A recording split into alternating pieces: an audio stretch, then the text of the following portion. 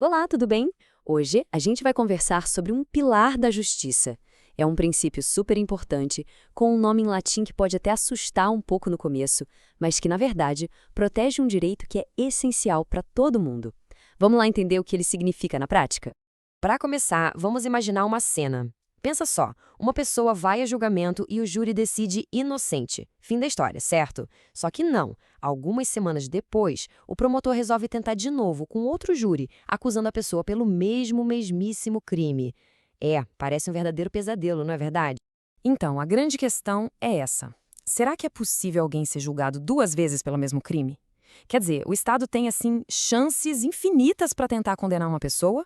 Porque vamos combinar, ter que enfrentar a mesma acusação várias vezes seria uma tortura psicológica, uma injustiça gigantesca.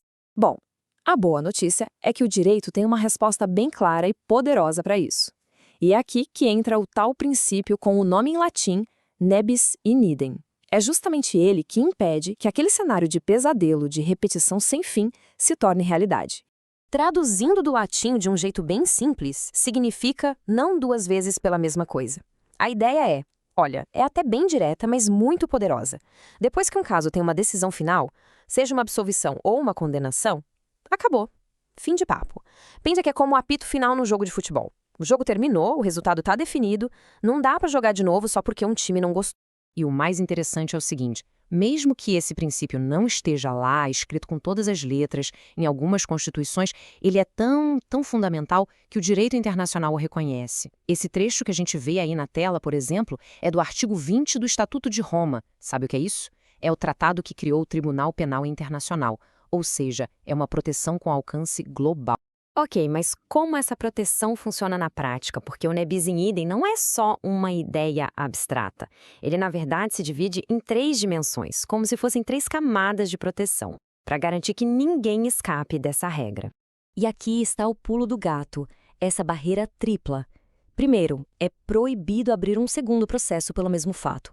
Já foi, já era. Segundo, se o processo já aconteceu, não pode existir uma segunda condenação pela mesma coisa. E terceiro, e talvez o mais óbvio, ninguém pode cumprir duas penas pelo mesmo crime. É de fato uma proteção completa contra o excesso de poder. Certo, vamos trazer isso para um exemplo bem prático, aqui do Brasil.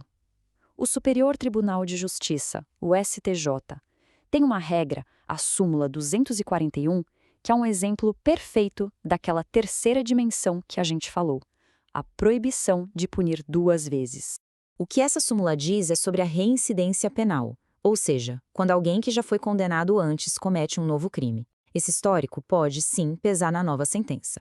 Mas, e aqui está o ponto, o juiz tem que escolher.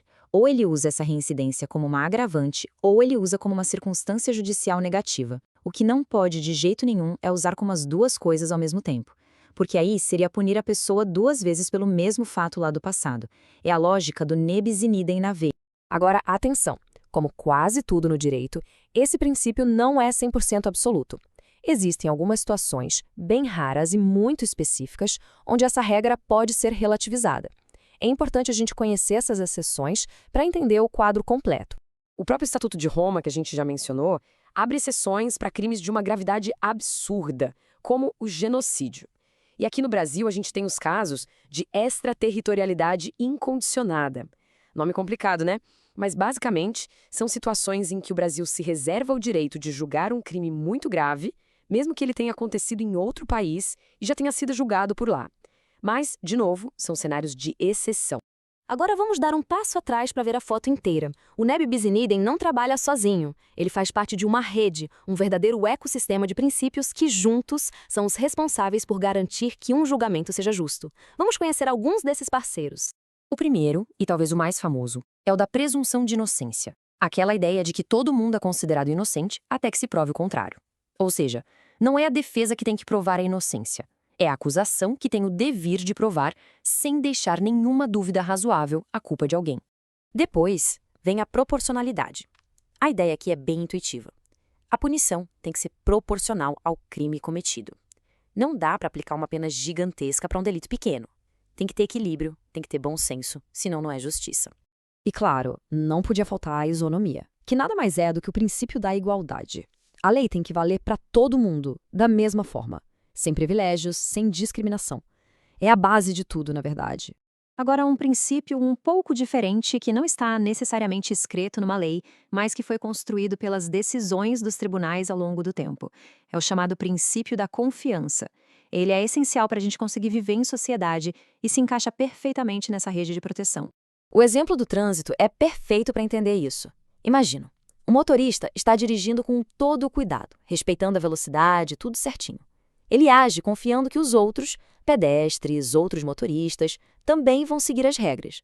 Se de repente um pedestre atravessa fora da faixa do e nada, não dá para culpar o motorista que estava agindo corretamente, com base nessa confiança mútua. Então, veja bem, o ne bis in idem, a presunção de inocência, a proporcionalidade, a igualdade, a confiança, tudo isso não é só teoria de livro de direito. Quando a gente junta todas essas peças, elas formam um escudo de verdade, uma barreira de proteção muito importante entre cada pessoa e o poder gigantesco que o Estado tem. E isso nos deixa com uma reflexão final para fechar. Se esses princípios todos são os pilares que sustentam a justiça e a nossa liberdade, a pergunta que fica no ar é: o que acontece com uma sociedade quando um desses pilares começa a ter rachaduras? Ou pior, quando ele é enfraquecido de propósito? É uma questão fundamental para a gente pensar.